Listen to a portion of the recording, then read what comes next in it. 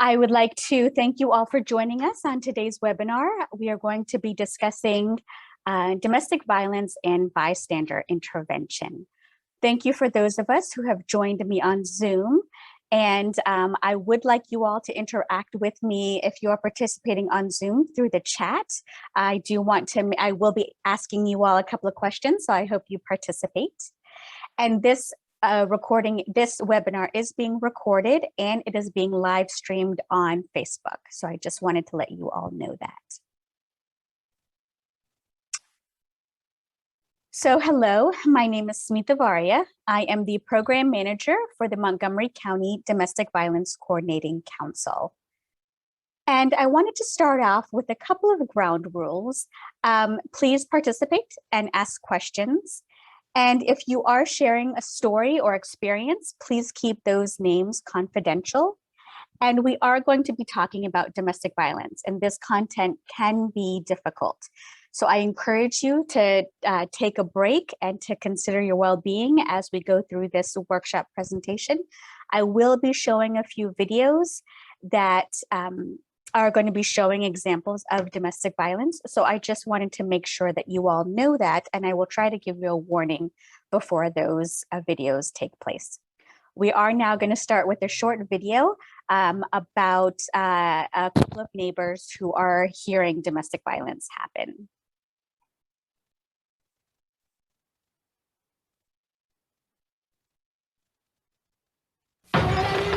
You're getting so angry. That's enough! Enough! Enough! That's enough! I'm gonna give you something to scream about! Get over here!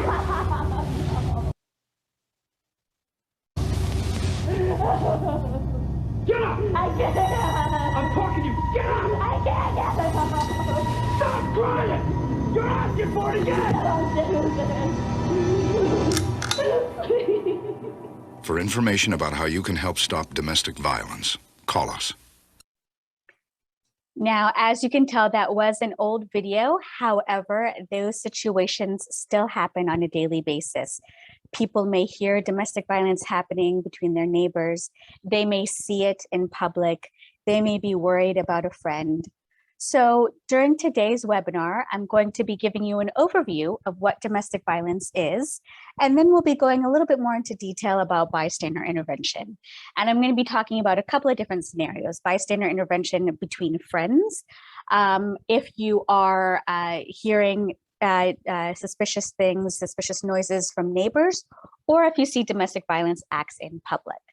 I will then be ending today's presentation just talking a little bit about the Family Justice Center here in Montgomery County. Again, for those of you who are on Zoom, thank you for joining. And if you have any questions, please feel free to ask them in the chat, and I will answer them as we go along. So first, I want to start out with the definition of domestic violence. So again, for those of you on Zoom, if you could chat in, what do you think of when you think of domestic violence? What's a definition that comes to your mind when we think of domestic violence?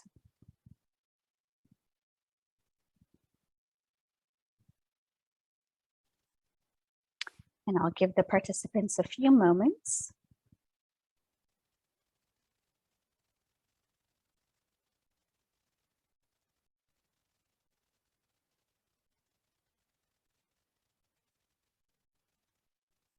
Great. I see physical assault. I see trying to take control of the situation. I see it's usually between a couple, correct, who may or may not have children. I see when one person exerts power and control, very good. Any unwanted dangerous behavior or physical threats and hitting, fantastic, thank you so much. So it is the willful intimidation, physical assault, battery, sexual assault, and or other abusive behavior as a part of a systematic pattern of power and control. One participant did say power and control, and that's the main thing we want to think about when we think of domestic violence. It can be perpetrated by one intimate partner against another during and after the relationship has ended. A lot of people think that domestic violence ends when the two people are not together anymore. However, it can happen after the relationship has ended, especially if those two people have children in common.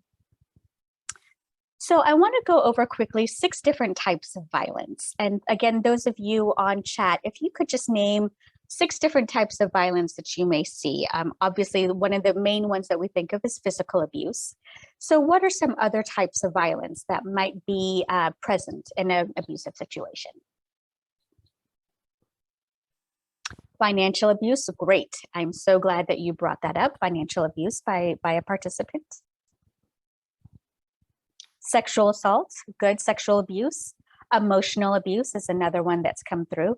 Those are very common, absolutely. There are 2 other types that I'm wondering if any of the participants will come up with. Verbal abuse, good.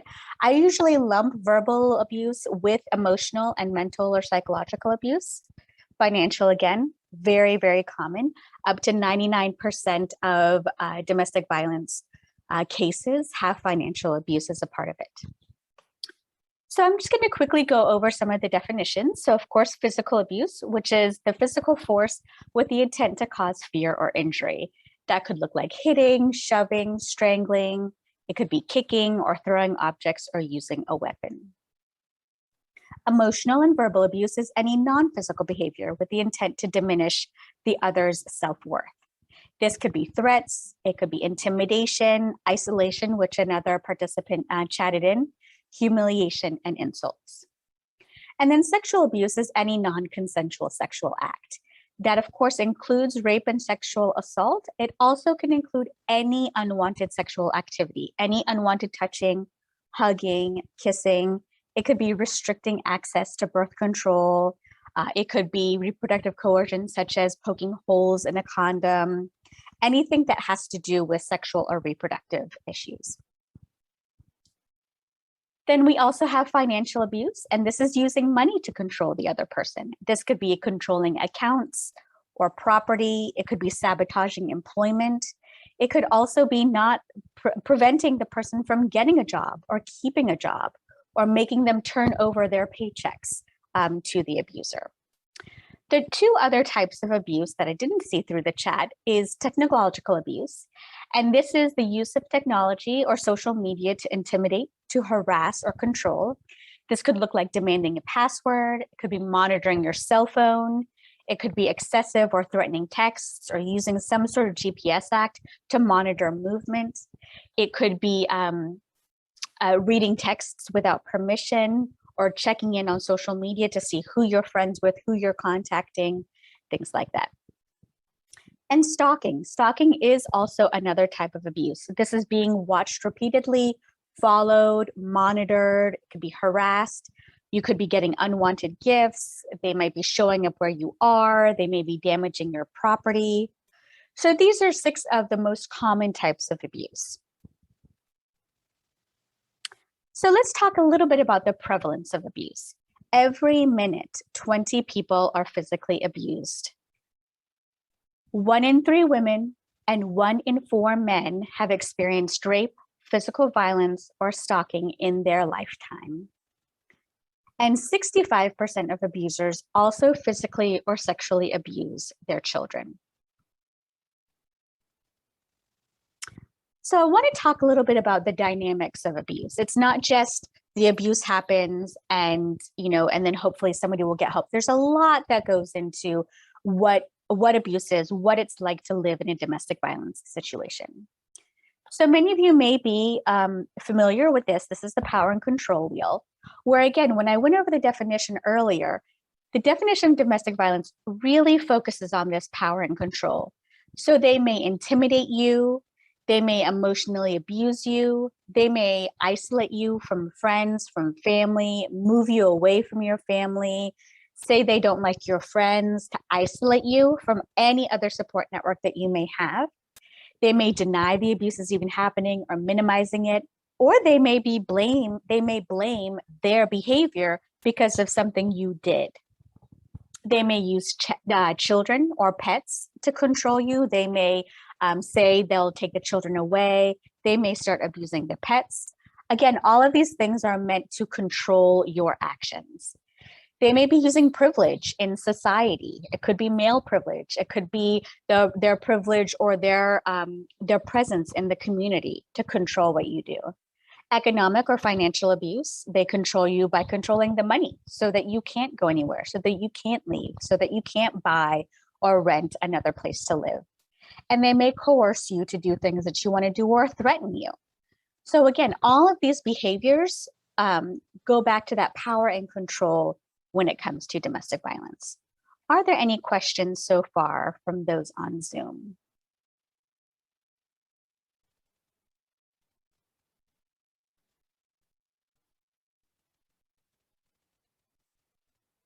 All right. We are now going to watch another video, and this video does show examples of violence. So if you do need to step away, please rejoin us back in a couple of minutes.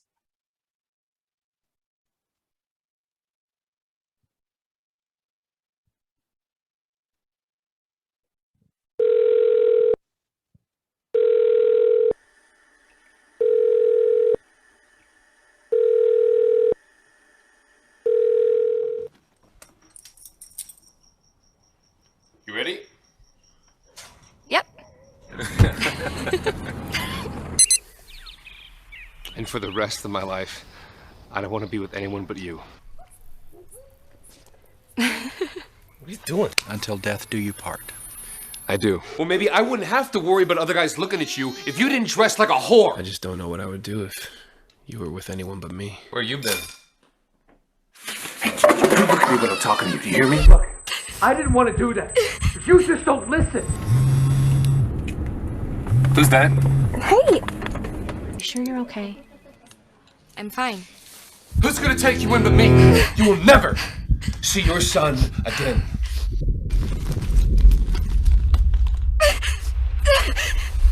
How about next time? I make sure you never leave the house again. Guess it's my lucky damn day. Look what I found under the bathroom sink. Johnny, wait, just hold on!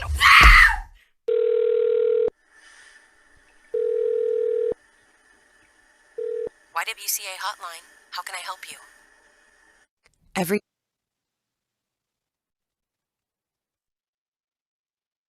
So as you can see, we saw a lot of examples of abuse there. We saw the financial abuse when she looked in her wallet and didn't see any money.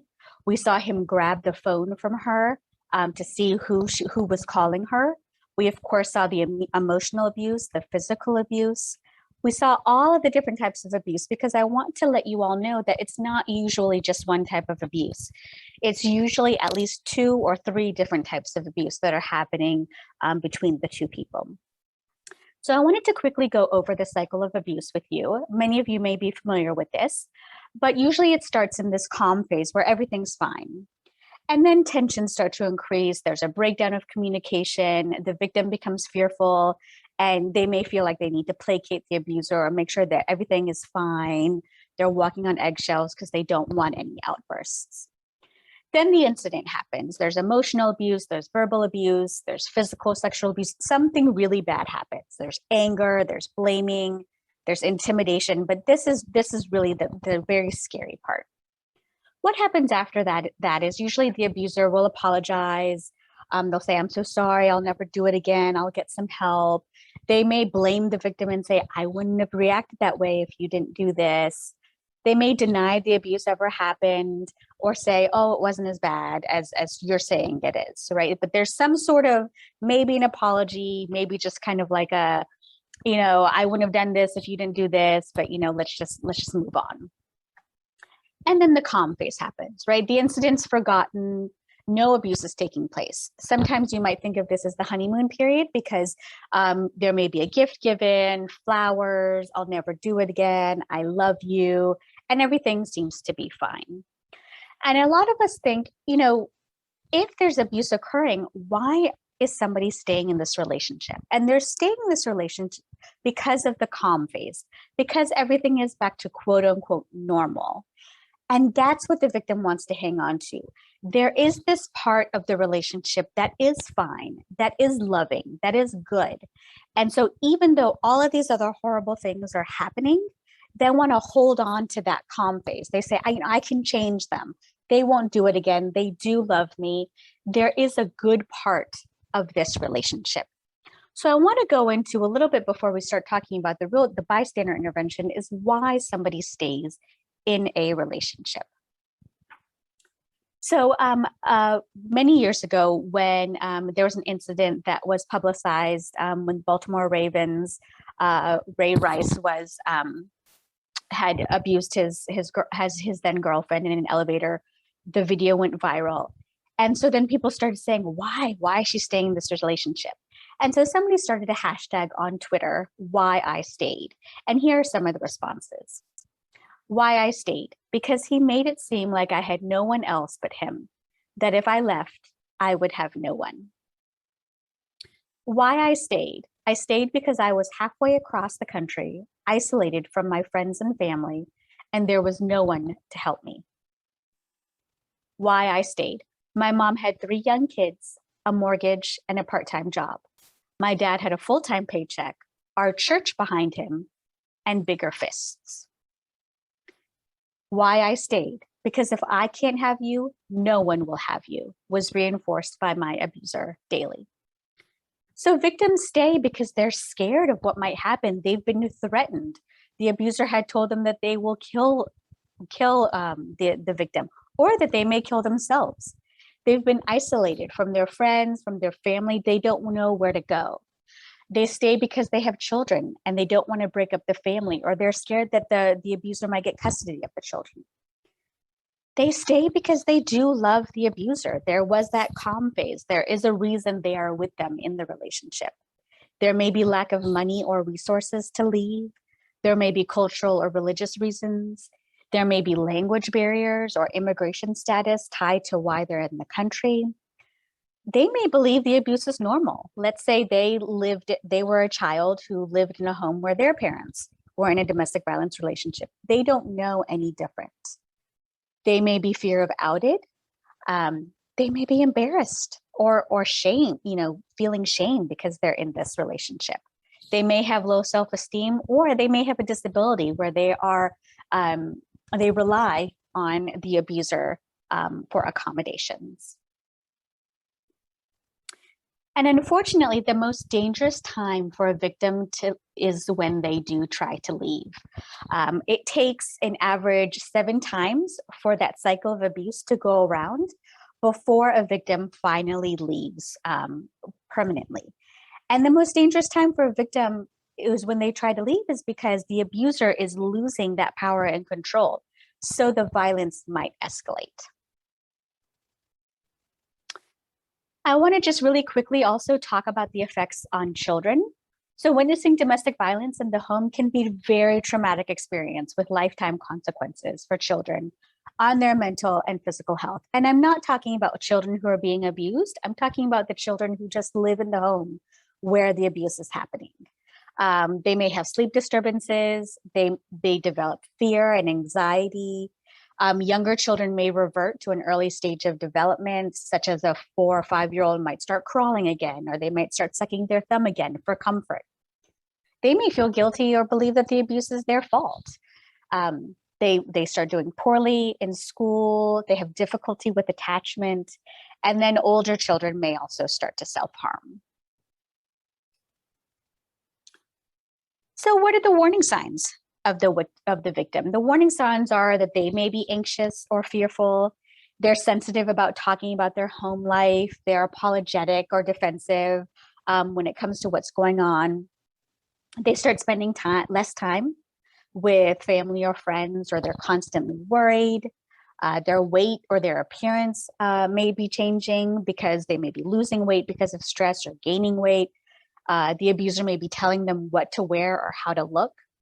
They may have injuries that they make up weird excuses for, and they're definitely more critical of themselves.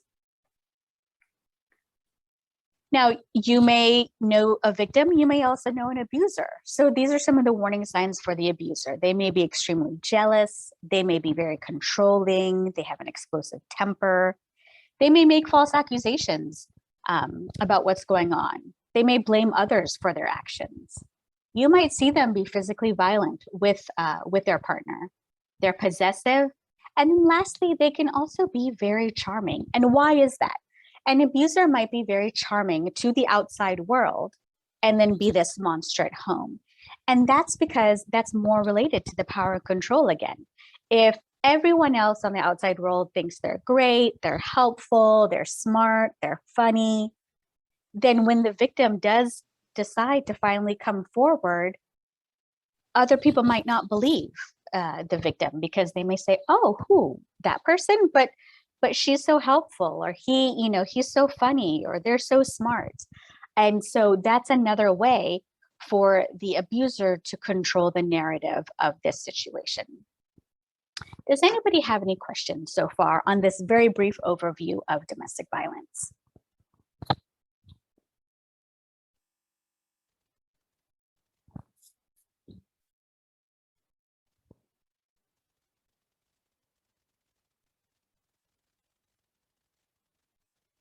So somebody asked a question, if a child witnesses domestic violence, is that child abuse legally?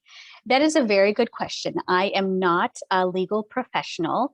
However, the laws are different in every state. A lot of states, say that if the child is not being physically, emotionally, or sexually abused themselves, then it is not child abuse.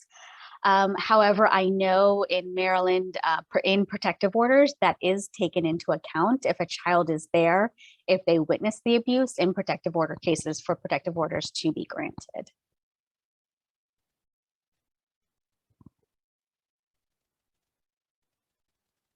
All right, so now we're really going to be talking more about bystander intervention when it comes to domestic violence. So I want to ask those of you on Zoom, what is bystander intervention? What does that mean to you?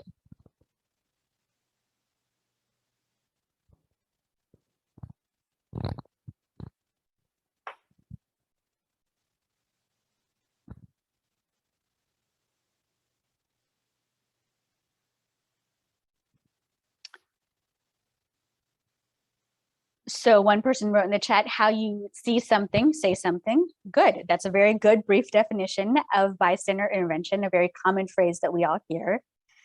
So it's recognizing a potentially harmful situation or interaction and choosing to respond in a way that could positively influence that outcome.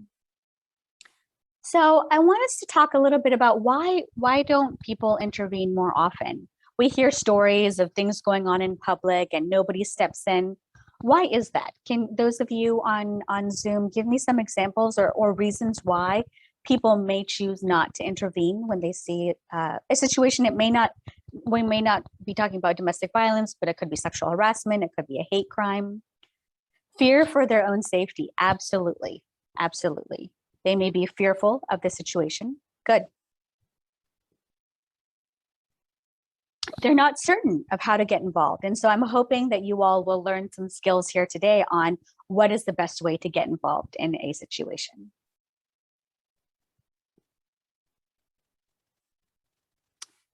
So again, like you said, they fear for their own safety. They fear loss of relationships if they know the two people who are involved in the situation and they don't want to take sides. They may fear retaliation. Somebody else wrote in the chat, they may think they're misunderstanding the dynamics of what's going on. They fear embarrassment, especially if they may not be believed if they intervene. They feel a lack of competence or uncertainty about what action would be best. They're not sure what to do. They may think, oh, you know what, someone else will step in. I don't have to worry about it. Or they may believe it's none of their business. So I really want to stress that safety is key in deciding when and how to respond to domestic and sexual violence when it is occurring. I want to say this as powerfully as I can. If the situation is already violent or looks like it's escalating quickly, do not directly intervene. Call 911. Again, your safety is key when you're seeing domestic violence happen. So if it already is violent or again, escalating quickly, do not do anything and just call 911. So first I'm going to start out talking about how to help a friend. So if you suspect your friend is in an abusive relationship, what do? They haven't approached you, but you've just noticed different behaviors. You've noticed some of the warning signs that I mentioned earlier. So first of all, you want to approach them when they are alone, right? In a confidential manner, in a time and place away from interruptions, a time when they may seem calm or in a good mood. You don't want to kind of reach out to them when they're already stressed out. You would just want to start by gently talking about what you've observed. I see, when this happens, or I've noticed sometimes that you're making excuses when the other person is acting this way. And then listen to what they have to say. They may not really respond. They may say, oh, no, don't worry about it. Everything's fine. But you want to follow their lead. Again, domestic violence is about power and control. The control of the situation is being taken away from the victim. So you want to give them the power back. And once they're ready to talk about it, they will approach you. So if they don't say anything to you at that time, leave it alone. And then maybe approach them again in a couple of weeks. So just continue to be there for them.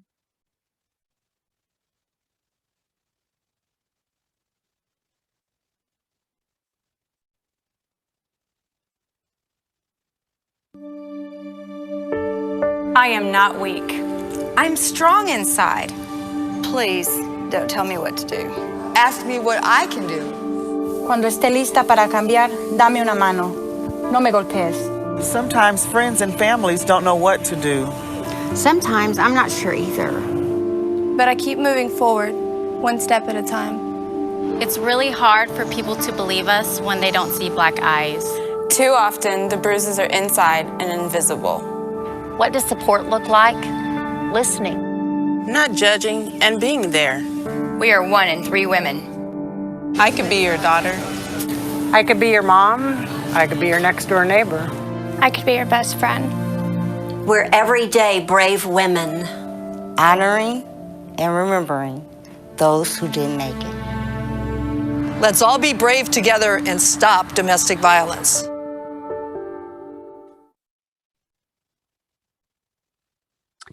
Now, if your friend comes to you for help, be supportive and listen. Listen to what they are ready to tell you and believe them.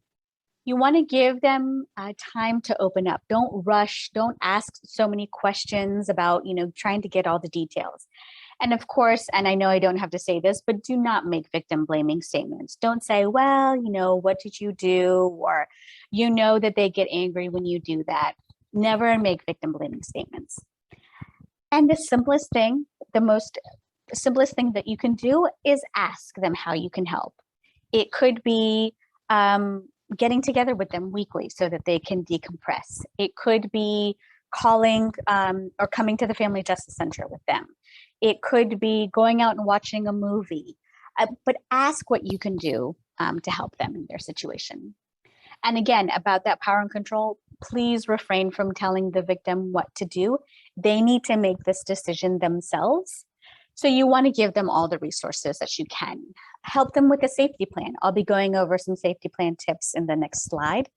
And then refer them to the Family Justice Center. That means that they may not come to the Family Justice Center, but you can give them the resources and just say, this is here. If you need to, I'm here.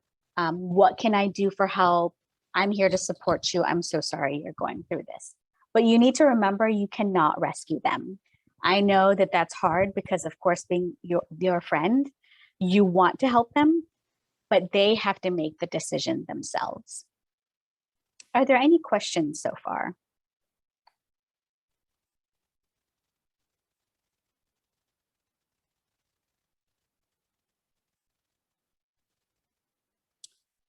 So I'm going to be giving you some tips on safety planning, but I want you to understand that there's no kind of template on what a safety plan is. A safety plan is going through the person's situation and giving them tips on how they can best stay safe.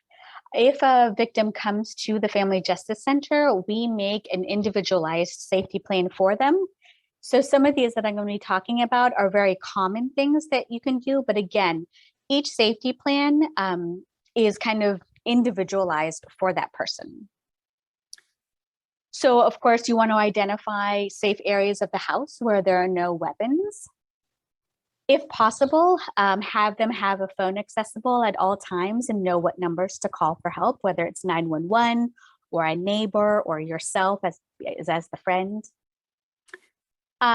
Encourage them to let trusted friends and neighbors know of the situation and to develop a plan or a visual signal for when you need help. So it could be a code word sent in a text to a friend.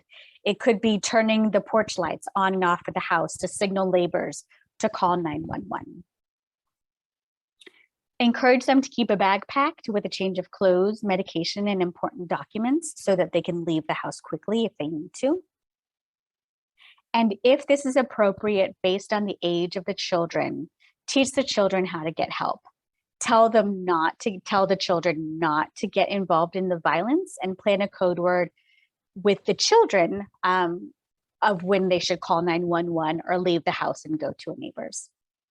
So again, these are very common safety planning tips, but again, for them to get an individualized safety plan, I would encourage them to come to the Family Justice Center or to call the National Domestic Violence Hotline. And I'll be giving out that number at the end of this presentation. So now I'm going to just present a couple of scenarios with friends. And so for those of you on Zoom, I'd like to hear your reactions on how you might intervene in this situation. So you are at a restaurant picking up dinner and you see your friend who you haven't seen in a while. You wave hello and notice that even though she waves back, she looks a little nervous. You go up to her and say hello and say that you haven't seen her in a while. She says she's been busy and that she doesn't really have time to talk right now. You then see her partner come up to her, grab her hand and angrily say, "I told you to wait by the car," then leave, and then they leave without saying goodbye. How would you react in this situation? For those of you on Zoom, if you'd like to chat in some things that you might do after observing this scenario.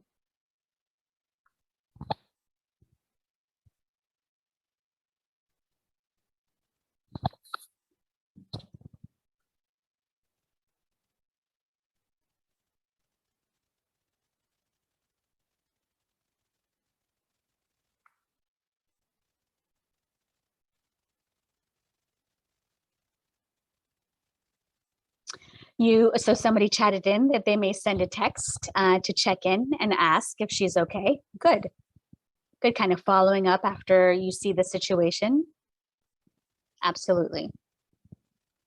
I think that that's a great start. You may want to check in with them afterwards. Send them a text or an email or a phone call.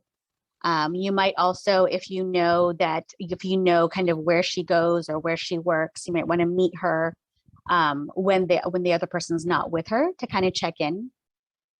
Another person chatted in, maybe text or call her and see if she wants to make plans and talk when you know that she's not around him. Great. Good. So in this situation, you'd want to follow up with the person afterwards because obviously they've already left and the abuser is already angry. So you would want to check in with them afterwards. Great. So now here is a little role play where two people are talking. So Maya says, "Are you going to Mike's party this weekend?" And Omar responds, "No, we can't. Jay doesn't want to go. She doesn't really like Mike." Maya says, "Oh, well, why don't you just come by yourself for a little bit? You haven't hung out with us in a long time."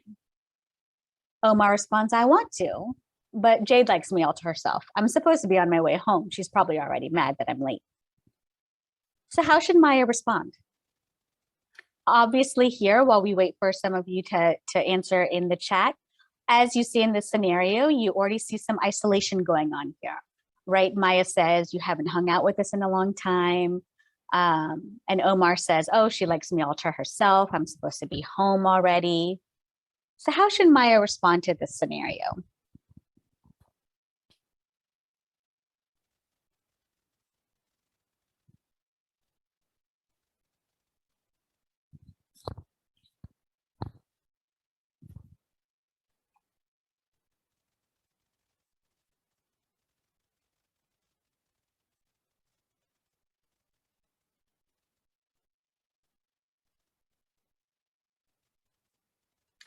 So in this scenario, Maya want to say, "Oh, hey, is everything okay? In the relationship, why do you think she's getting angry at you for not being home?"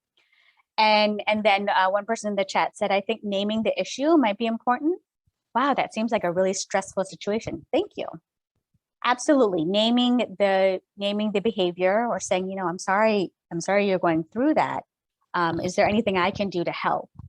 Or is there anything you'd like to talk about a little bit more? Do you want to get together another time?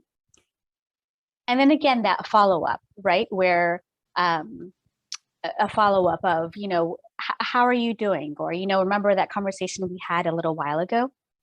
And somebody then also chatted it. I love that you're using a guy as the victim and is saying thank you. And I did forget to say earlier that a lot of times we think domestic violence just happens when the woman is the victim and the man is the abuser, but that is absolutely not true. Anyone can be a victim. It doesn't matter if you're a man or a woman, how you identify, if you're gay, you're straight, your gender identity, your religion, your socioeconomic class. It does not matter. Yes, statistically, women are more likely to be victims and men abusers. However, men being victims is actually on the rise. And so I want to make us all aware that, again, it's not just women who are victims, but men can also be victims in same-sex relationships as well. So thank you for reminding me to tell you all that.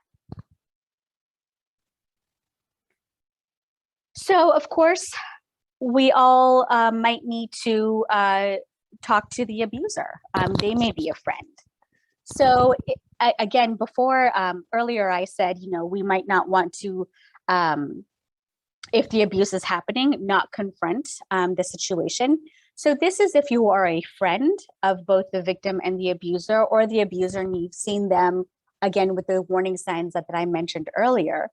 So you want to approach them when they're calm. You want to be direct. You want to be firm and clear about what you've seen, how they've acted. And you want to focus on the behavior. You do not want to focus on them as a person, because that'll just make the abuser shut down. You want to focus on the behavior that you have seen. And you want to tell them that their behavior is their responsibility. They may try to change it or blame somebody or make false accusations, but you want to tell them that each person's behavior is their own responsibility. You want to avoid making judgmental comments about them as a person, and don't validate their attempt to blame others for their behavior, and never argue with them about their abusive actions. You want to state clearly what you've seen and why it is wrong. So now we're going to talk a little bit about if you see something happening to a neighbor or in public. Now, there are D's of bystander intervention. Today, we're going to be talking about distract, debrief, and delegate. Now, some of you may have taken other bystander intervention workshops or trainings that may focus on a different issue, such as a hate crime, sexual harassment, or other issues. And in those, you may have heard of a fourth D called direct. And that's when they encourage you to confront the offender directly, right? Call them out on their action if it's a sexual harassment or a hate crime or racism. However, with domestic violence, this can be very, very dangerous, because the offender could become violent to the bystander or become more violent towards the victim when they are alone. Therefore, the direct approach is not recommended in domestic violence situations. So today I'm only going to be talking about distract, debrief, and delegate. And again, a reminder, safety is key in deciding when and how to respond to domestic and sexual violence while it is occurring. When you see domestic violence, again, do not confront the abuser. The violence may escalate or become worse towards the victim later when they are alone. And if you feel a crime is being committed, automatically call the police. So distract. What does that look like? If you see something going on between neighbors, in public, at the workplace, you just want to distract, right? Create a distraction. Pretend you know the victim if it's in public. Ask for directions or the time. And as you can see in this cartoon, oh, hey, where's the bathroom? Or pretend you know them. Hey, I haven't seen you in such a long time. Or do something silly, or, you know, fall over. Oh, I dropped my drink. Anything to distract the abusive situation from continuing. So that is what we think of when we talk about distracting the situation. That way, maybe the victim and the offender will separate, or the action will stop. And then maybe what you can do after that is debrief. So in a debrief situation, you want to check in later with the victim, but when they are alone. If you can get them alone, or if the abuser leaves the situation, you just want to ask them, you know, are you okay? How can I help? Tell them that what happened is not right, that abuse is never okay. And then you can also tell them about the Family Justice Center, or say, you know, can I help you get home? Is there anything I can do to help you? So you want to distract, you want to debrief, and these don't have to happen in order. The distraction can be a standalone. You may see something happens, it ends, and then you go up to the victim and you debrief with them. And then lastly, we have the delegate. So look for someone else who might be able to help you intervene. Power in numbers can be a very valuable tool. It may be an authority figure, it could be the police, it could be the owner of the store, it could be security, it could be a bus driver, it could be the victim's friends if you know that they're all together, or anyone else who's in public. Say, oh my God, did you just see that? Should we do something? So you might want to delegate and say, let's all do something to help this situation end.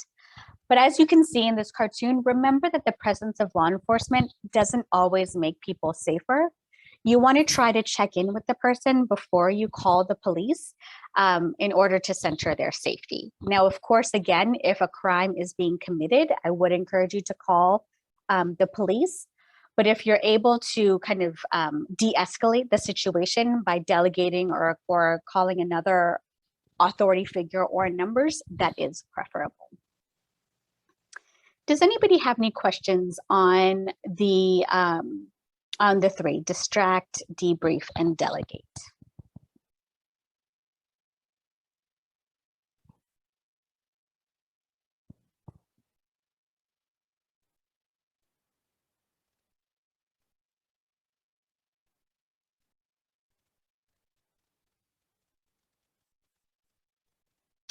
All right, since nobody has any questions, I'm going to hit you up with another scenario. So you are at a metro station and you look over and see a man holding a woman's hand tightly and angrily screaming at her, and she's crying.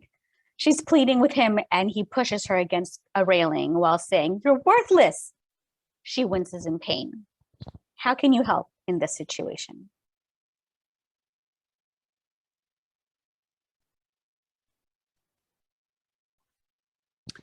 Think of what we just talked about in terms of the distract, debrief, and delegate. What else? What can you do in the situation if you saw this at a metro station, at a bus station, in public somewhere?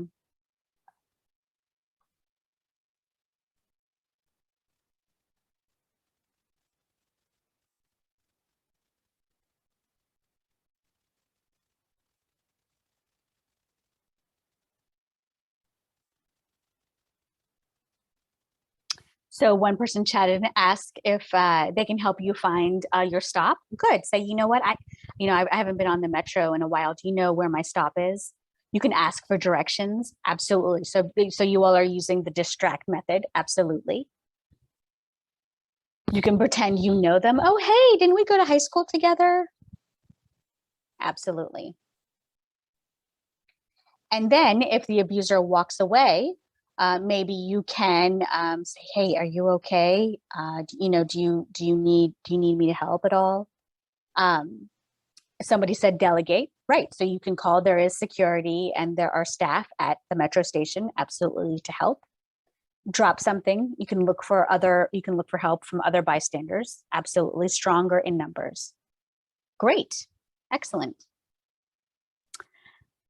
I wanted to end today's webinar with telling you all a little bit also about the Montgomery County Family Justice Center.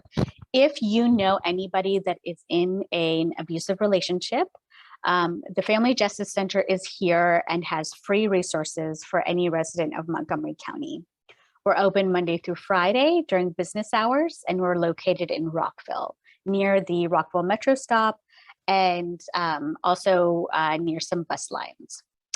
And I see here a question, do you refer older adults to the Family Justice Center or to the state's attorney's office? If the older adults are in an intimate partner relationship or a domestic violence relationship, absolutely. We see anybody ages 16 to older. I think we just did our data for last year's clients, and our youngest client was 15 and our oldest client was 83, I want to say. So we see anybody of all ages, all languages. We do not ask about status or immigration or citizenship status at all. If the person who chatted in, older adults, if it's an abusive situation between an older adult and say a caregiver or a child, that's what we would consider elder abuse, and that would go to Adult Protective Services. But again, you can always refer them to us, and we will refer them to the appropriate place. So at the Montgomery County Family Justice Center, we have support services. So somebody is assigned a client assistant who helps them with safety planning, who helps them with all the referrals. We offer counseling through our partnerships with the Health and Human Services Abused Persons Program, Jacada, House of Ruth, Maryland. We have career catchers on site to help with career counseling. We can do any basic needs referral, whether it's food assistance or housing assistance. And then we also offer legal advice and representation through DVS Legal Services, House of Ruth, and Jacada as well. We offer immigration legal services through Catholic Charities. We can help you file a protective order, and we can even do that temporary protective order on site. And then if somebody would like to file criminal charges, we have law enforcement and criminal services on site as well. All of our services are free. This is a public-private partnership between local government agencies and nonprofit organizations. And we are here whenever you need us. Our number is listed there. I see somebody chatted in, what should a parent do if their daughter is dating someone they think is an abuser? So they can always call our intake line and get more information and say, you know, these are the things that I've noticed. What should I do in this situation? And if the child is under the age of 18, they can get, actually it's based, I take that back. It's based on the abuser's age. If an abuser is under the age of 18, a peace order can be taken out against them. If the abuser is over the age of 18, a protective order can be taken out against them. Again, I am not a legal professional, but if you call our number at 240-773-0444, we can help you with all of those questions. Another question is, does the center have domestic violence shelters or coordinate with private sector shelters? Absolutely. So here in Montgomery County, we do have the Betty Ann Kroenke Center, which is our domestic violence shelter run through Health and Human Services. And so to get placement at the shelter, you can call our number and we will help you get that placement. Or anybody can call the Crisis Center, the Montgomery County Crisis Center at 240-777-4000. And I will put that in the chat as well. And they can also be placed in a shelter there as well. They are a wonderful resource and we work with them on a daily basis. If a victim is a male survivor, then the crisis center and the shelter will be able to put them up in a hotel. The domestic violence shelter is only for women and children. However, we will not turn our back on anybody and will find a safe place if the person identifies as male as well.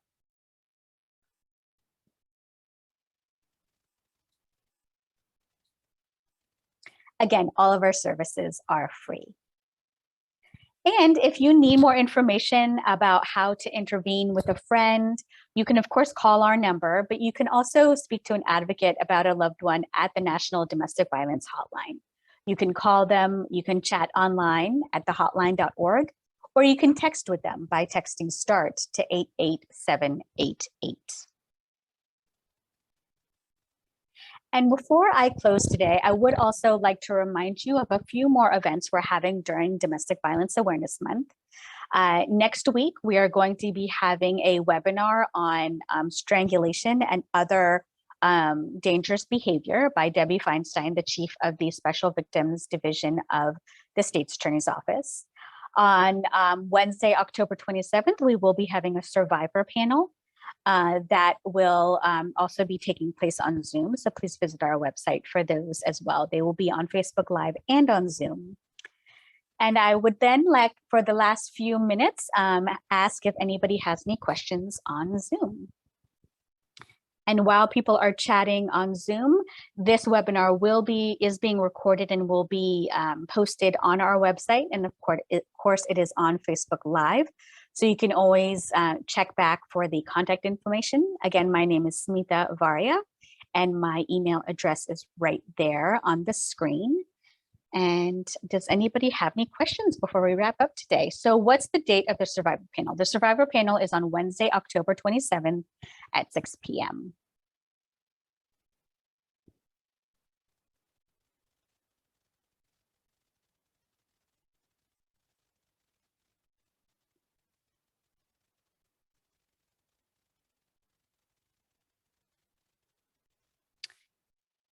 Well, I would like to thank all of you for joining me today on this evening. I hope you enjoy the rest of your evening. And please follow up with any questions. Again, I'm happy to take emails. And I hope to also see you all at our future Domestic Violence Awareness Month events. Thank you so much.